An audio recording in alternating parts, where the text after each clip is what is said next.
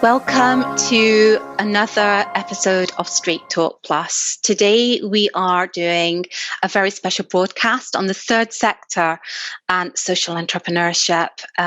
We are thinking of building this into a series of webinars where we will be talking about what is social entrepreneurship. We'll be touching upon the first, second and third sectors of the economy in the UK, and we'll be looking at how social entrepreneurship can help support the third sector, looking at through the topics of food, food poverty, the health service and providers, as well as domestic abuse, the impact of the COVID situation on young people, our elderly, and the impact on transport. Joining me in this series and today in the very first session where we give an overview is our guest and someone who has, as I've said previously, become an in-house business advisor. We are joined by Mr. Safaraz Ali. He was originally from the finance sector. He is now the CEO of the Pathway Group, a social entrepreneur and a community activist, a published author, and I'm very pleased to invite him back with us here today. Safaraz, welcome. Thank you so much, Dr. Riaz. Always good to be here, and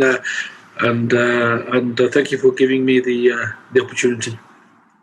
I was going to start right at the beginning. There's a lot of different terminologies that we use when we're in the third sector. Before we touch on that, we talk about you being a social entrepreneur. That I think that would be a really good place to start. Could you give us an explanation of what that actually means? Because as someone who knows a little bit, the terminology can get confusing around this, the term of entrepreneurialism and what a social entrepreneur is. What is the difference? Yeah, there's a few things there that we can unbundle. If I start off with a point which talks about society as a whole, so building a good society, in my opinion, is the responsibility for all and all stakeholders. And I'm talking about government, obviously, the business, the community, and individuals. It's not just the job of state. And there's many things that the state does well, and there's many things that the state could do better with the input of individuals or organizations. So from my perspective, there's an element of social responsibility over state control, that there's a constant conversation there. In terms of social entrepreneur, that is about an entrepreneur, in the usual sense, but working in an area where it's about social responsibility, it's about making an impact, making a difference, making a meaningful difference, and in some cases, profit for good. So, it could be, talking about surpluses, returns, contributions, in other words, profit, but for a purpose which is ultimately more than just the profit itself or the return on investment itself. So it's about the impact that you have. So social entrepreneur is not a new word as such, but it's a word that is often now used to describe people who are leading the field within the third sector. So, you talked about various names that we use. So the third sector identifies these social enterprises, identifies the charity sector, identifies these not-for-profit organizations, housing associations. So a whole sort of dearth of organizations, and it's quite a large area of the business world. I'll use that area. So you've got your private sector, which traditionally is referred to as the second sector, and then you've got the government, the state, which is the first sector. So these are commonly used sort of words in terms of that. But within the third sector, it's about organizations that are value-driven, organizations that generally are about people. There's compassion in there. It's about providing a service, making a difference, but it's improving people's lives, changing people's lives, improving people's lives. And what you'll find is ultimately it is about society as a whole. That's interesting, because you talked about the first, second, and third sectors. As you said, the first sector, this is what really encompasses what we call as the public sector bodies, and that could be the education sector, that's the NHS, and other services that are provided by the state, Yeah. the overview of immigration, etc. There has been a lot of reform that has taken place within the public sector, and even the public sector itself, or government or the state itself, has realised that there's certain things that they do well, and it's also about playing to people's strengths. So over the period of time, we've had the government getting teachers and the community to run schools, as an example. So you've got multi-academy trusts. So that is an element where it's moving away. So there's an element of reform, and it's moving away and empowering people to deliver services. So it's moved away from state control, local authority control, to community control, to the people who are at ground level, I'll say. So, the example is teachers and the community to run schools, doctors to run GP surgeries. We've got elected police and crime commissioners. So there's a lot of devolution taking place, a lot of power that's moving away from state to at a sort of a lower level, ground level, more in touch with This is going to be a cheeky question, because I can't help myself. Do you think what's happening, this devolution, the devolving of responsibilities, for example, the NHS, do you think that is a positive move, or do you think it's detrimental to the services which can be provided? I think when you think about real change is not what government can do on their own. So there's an element of playing to people's strengths. So, what is that? So people who are receiving the services, who are affected by the changes locally, are usually the best people to look after that service. That's generally the case within a framework.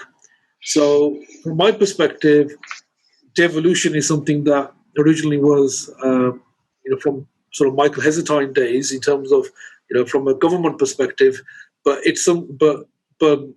there's that in terms of the government itself and power, but there's also about public services, and my interest predominantly is really on the public services side. So, for example, we have a health and social care business that we've been running now since 2015. But our customer is the local authority, the National Health Service as well.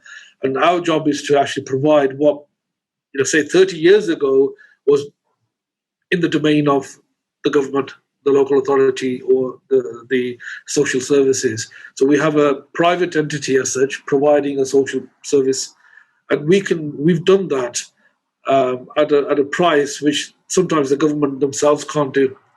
So there's many reports on that in terms of how much does it cost for government to provide a service, and how much can an outside organisation do to provide that service. So government is usually good at commissioning, but delivery becomes sometimes a little bit more difficult. So there's always that tussle in terms of state control and state responsibility. So the state has a responsibility, but doesn't have to have the final say in terms of managing or actually delivering that service. So the deliverers of the services are the people who are in a competitive environment, going to provide the best service.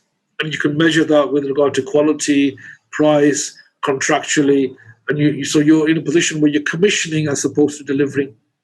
So that change has been going on for years, but there's more and more of it. And I think I absolutely agree with the model that you're discussing, and it's one that I relate to. I think where my point of question came from was where parts of the NHS are being sold over to conglomerates from the USA or to friends of MPs, where my concern arises from. But when it's done through that social entrepreneurial model, where you're in touch with the community and working in the community, the dynamics substantially change. And, you know, it brings me to my second question is, can you give us an idea of how the third sector can help? And are there any particular areas, you know, in society where these partnerships can be more effective? I'll pick up the first point first in terms of the scandals that have happened in government, and there's no doubt that, you know, the whole debacle with the PPE procurement, you know, has left a bad taste in people's mouth, and not understanding, you know, how is the government in a position where they've given, you know, hundreds of millions of pounds in some cases out, and the procurement process hasn't been followed. Clearly, it hasn't been followed, and that's predominantly with the coronavirus legislation that they brought in, which allowed them to bypass a lot of this. From my perspective, we need to go. You know, eventually, my hope is that that's looked at in detail and actually seen in terms of what the difficulty is. But I don't want to, you know, so, you know, I'm not in a position, and I would never be in a position where I would say that's a justifiable thing. And in fact, you know, we should all, you know, challenge our local MPs and so forth to try and push them and get that, because at the end of the day, it is government's, it is our money. Government's money is our money, and and we've got to look at and ask the questions, and that's our role to do so, whether it's writing a letter and so forth. In terms of actually selling off assets, again, it's, you know, I'm all for trying to get the best value for the government. So I would differentiate that from the PPE procurement and the activities that have happened. For me, that's a different thing. So this element of state control, you know, the state managing all of that. We also know the fact that the state has ballooned in size. So the size of the government has it's actually grown and grown and grown in terms of what the state does. And for me, it's also about getting the best value. It's about, you know, value driven, making decisions which impact the individuals, but it's about getting more for less, you know, getting real value. And that's a procurement thing. That's about, you know, figures, numbers, and so forth. And really, politicians should be left out of that, apart from the strategy of where we're going, which always will be about giving the society what it needs, but at the best price. Whoever delivers it shouldn't really make a difference. But the state responsibilities should remain, and those responsibilities should remain. There has no doubt been situations where they've got it wrong, even in terms of PFI, private finance initiatives, where the deals weren't right. They just weren't the right deals. They weren't negotiated right. But the concept, you know, I think is still a strong concept, and it's the right concept going forward. There's been many examples where they have got it right as well, where they've outsourced a service and it's been a lot cheaper, and there's been economical savings, and at the same time, betterment in terms of service. That, you know, I'll give you an example with regard to organisations like ourselves who work with the job centre. So we get paid on results. So, you know, we have a payment on results basis. So, you know, we take the risk, we carry out the activity, and if we're successful, then we get paid, and we get paid on impact, and we get payment on results. And these are very defined contracts. And then at the same time, you see the contracts that we're signing, and then you see the activity that's gone, and you see, you know, there's a disparity, there's a wide gap. We as an organisation are managed very much at a micro level, very detailed. These are the penalties, these are the consequences. And we take that risk on, and we do that to try and get the best value for government. And we can prove that as well in terms of the impact that we have, the price that we charge, and this is how we win contracts and tenders because of the delivery that we have had.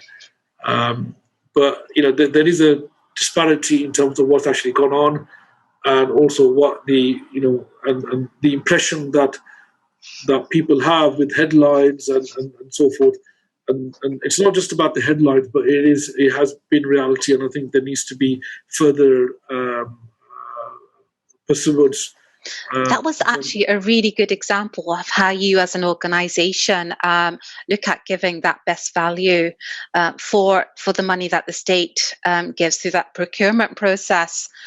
It does seem that you have to follow a much tougher penalties, etc., the structure in that process than the organisations at the top.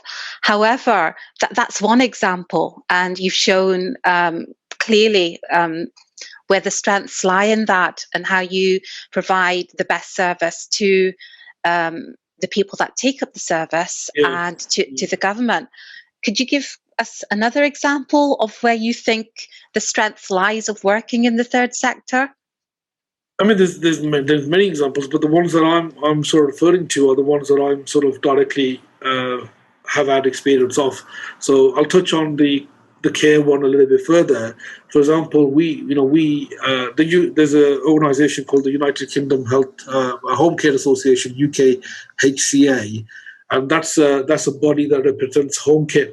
So home care was traditionally delivered by social services, and there's a cost that we're aware of in terms of what the government was delivering at that service, and it came to around £30 to £35 an hour per hour, where the private sector was delivering the same service, and in some cases a better quality service for between £16 and sort of £18 an hour, and in the margins the government's fully aware of. So when the National Health Service is procuring and the local authorities are procuring, they exactly know where each strand of money is going. So as an example, if you're charging, say, £16 or £17 an hour, anywhere between that, they know that your margin is circa 30 pence in the pound or 25 pence in the pound.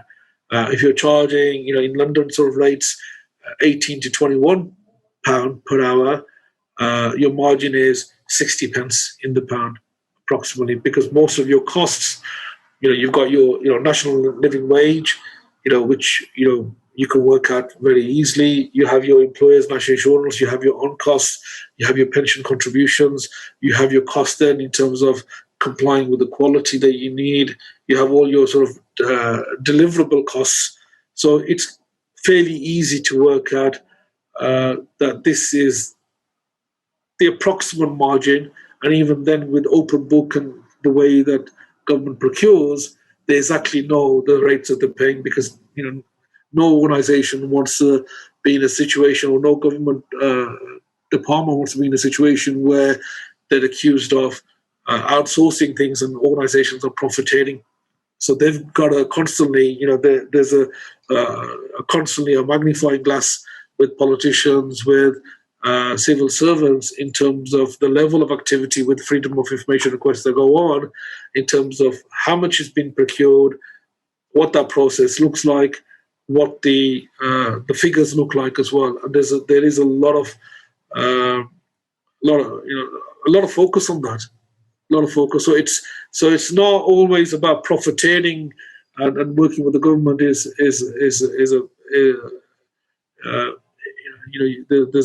a lot of opportunities in terms of making a return. There is a lot of risk, but you've got to be in it for the right reasons. And also, it's about, at the end of the day, it's about making the impact and making a profit, but making it for good. So profit is not not a bad thing. It's per se. And the third sector as a whole, social entrepreneurs as a whole, have come to realise that it's actually profit for good purposes. So that's one. There's another example with regard to the foster care market, which again, if you go back, say, 15 to 20 years, and even now, the majority of foster caring to a certain level is with local authorities, where home care, mostly it's 100% outsourced now to home care organizations. So social services don't deliver themselves, they procure, so they're commissioning rather than delivering. But in terms of foster care, the local authorities are still delivering that service. So there's approach. It's a slightly hybrid approach. But what we're finding is that the independent fostering agencies, and in some cases they are private entities completely. In other cases, they're charitable organizations or community interest companies. These are the organizations that are taking the risk on, doing the marketing, going out of their way to recruit foster carers at their own risk, but obviously within the confines of Ofsted. So, the regulations are the same because you have a regulatory body, the regulatory rules are the same, the standards are the same, but it's the organizations who've got to deliver that. What you've done is you've divested that risk to the private sector, but the quality remains the same. That's another example. I gave the example of the work program. So these are the sectors that I'm involved with, Dr. Riaz, that I can obviously give an example. No, thank you. That those are two very good examples, and that brings us to the next question, which is, as you've said, that the state is fully stretched at this moment in time. So how important is it for the central and local and third sector organizations to work together, with charities and community interested companies? I mean, how can we support each other? We're in a time of COVID. The economy is struggling, and your insights would be very much valued here. I think generally there has been an element of peer support within the sectors. The third sector itself is you have associations, you have bodies, you have support mechanisms, and what you find is that organizations generally do work together. Our predominant issues, and if I speak as somebody who's in that sector, has been about working with local authorities and with other procurement organizations, and about removing bureaucracy where they can. And it's about, at the end of the day, it's about delivering a good society for all. So the objectives are the same. There is partnership working, and there's many examples where the third sector organizations are committed to partnership working. But what you find is that there's more and more organizations that are being set up. There's been a growth in terms of organizations because people are finding that they either want to do things slightly differently. So you have communities. So what you have is sometimes representation is very difficult. It's like saying, in a particular area, who's the community leader? And people may position themselves as the community leader, but it's not how. And then what you have is you have people who are setting up organizations saying that they have some input in terms of a particular niche area. It could be youth organizations, could be organizations that are supporting people with drugs or knife crime and so forth. And there's many social enterprises that are setting up, but what you're finding is that most of them are very small organizations. Majority of the social enterprises are small. I'll give you an example that I think the latest research that was done, where a third have got a turnover less than £50,000. So what you're finding is maybe that's an organization that is maybe a particular person. That's their job to do, and what's the impact going to be? So there is a lot. There is in some cases there is a lot of connectivity and supporting, but there's a lot more new organizations coming in. There's been a lot of charities that have been set up. There's been many social enterprise, so community interest companies that are set up, and people feel slightly disillusioned because they feel that these organizations are too big. Just as sometimes we think the state is too big, and we can represent the voice better. And what you finding is it's very hard then to realize or understand who is best fit to deliver that. And this is where the procurement processes need to be at a very high level to ensure the fact that the state gets value for service, procures with people where the risk doesn't land with the state, and we get what we need really as the impact of delivery.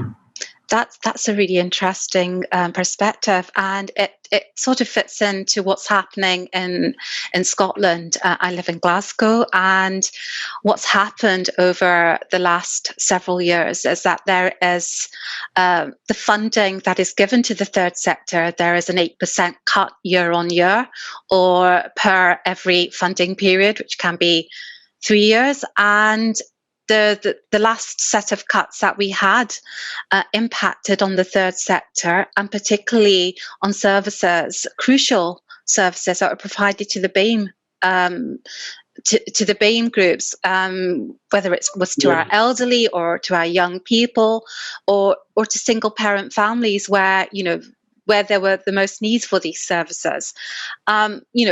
So that's what's happening here in Scotland, and we have this attitude of blaming Westminster because we're saying, well, this is the funding that's given to the Scottish government, and then that's how it's shared to the 32 local regional authorities. But as somebody who lives in Birmingham, in England, what is the procedures? How are the third sector agencies funded in Birmingham? And, when you talk about such small turnovers, like, they're making £15,000 a year, how can they actually survive on that if it's an individual? Because it is very difficult with the rate of inflation and now leaving Brexit. It's going to impact on our community in a much larger way than in others. I think we've got to start with the understanding that there is a deficit within the country as a whole, and that deficit transpires at a local level, and there is also a debt that the country has. So you got the two things there. You got the deficit, and you've got your annual debt as well. The deficit keeps widening, and the debt keeps adding. So. There has to be some element of cutting the deficit, but not at the risk of, or not the services. And how does that work? So it's about, in some cases, prioritizing, in some cases, more for less. There's no doubt in my mind the fact that, we've had, from a public sector perspective, there has been some waste, that has happened, but it's about really working out the priority. And I think that question is, as an example, the Conservative government of David Cameron made a promise to spend X amount of percentage of their GDP for the third world, 0.7%. I recollect. So that was a promise.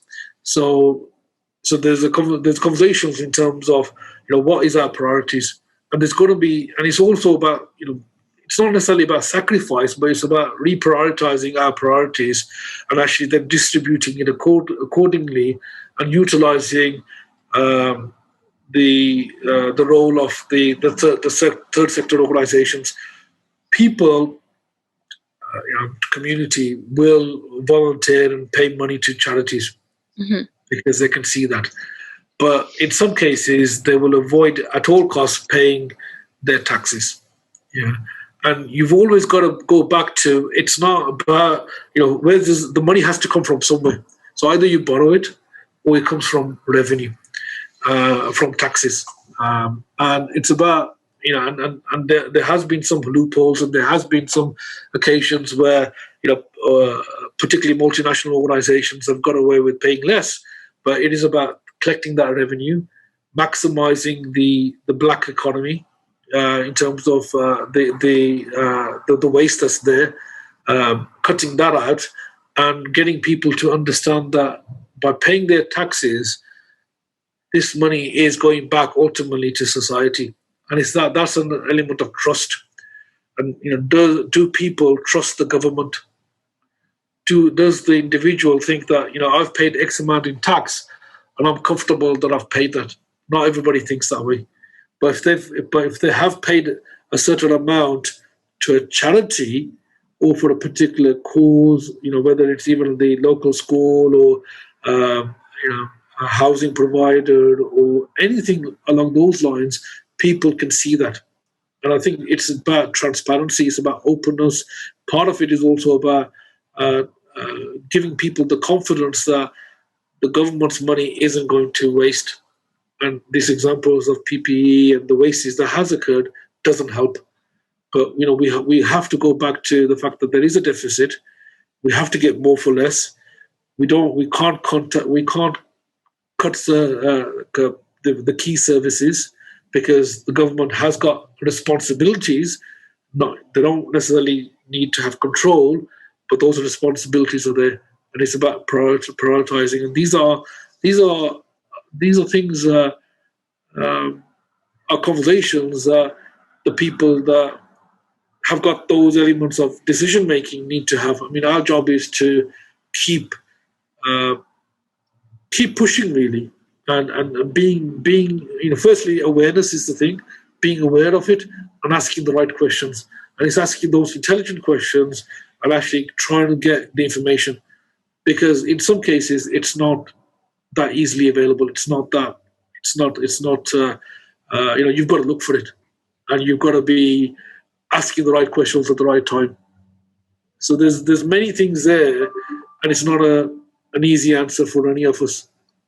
No, I agree with you. It's incredibly complex, but I think one thing that I have noticed over the last few years, I think particularly from 2012 and again in a Conservative government, is before that I had never heard of food poverty or anything such as a food bank. And it's one of the sessions that we will be going on to talk about. To me, that is an austerity measure, and we've seen more than one food bank, spring up on our main streets and in housing schemes. It's incredibly distressing to see that level of Victorian level of poverty in our midst, when we class ourselves as a leading first world country. It is very sad to see that, and obviously with this recent news as well, with regard to the support that the country is getting from an international level. But if we go back to the fact that we've got the national living wage, we've got certain support levels there. So there's an element of support at a base level. That support is there. The economic truth is that we can't, unless you grow people's living standards, there will be that. And how do you grow that? Part of that is about the living wage. Part of that is about upskilling people. So there's a lot of in-work poverty, but it's about getting people to work at a different level, at a higher level. So there's got to be an element of social mobility. I think these are some of the questions we will be exploring in greater detail in future sessions as part of this webinar series for Straight Talk Plus. But it's very much they're critical, and they're part of our everyday lives now as we live in a pandemic environment. And let's start looking at the kind of solutions that we can work together and find more information on and educate ourselves. So we'll be discussing in more detail food poverty. We'll be looking at health services provision, etc. So do keep tuning into these sessions, and we'll be sharing them on social media platforms as well as YouTube. And Safaraz, before we leave today's session, is there any last words of wisdom that you would like to share with our viewers? I think we want to try and get unleash the power of the third sector, unleash the power of social entrepreneurs, allow them to tackle some of our deepest problems as a society, whether it's worklessness, whether it's the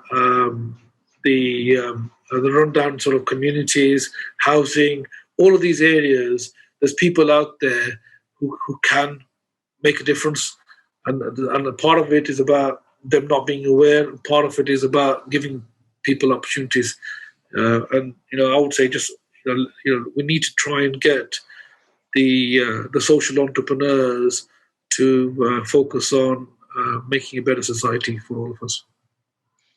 Thank you so much, Safaraz, for your time and incredibly.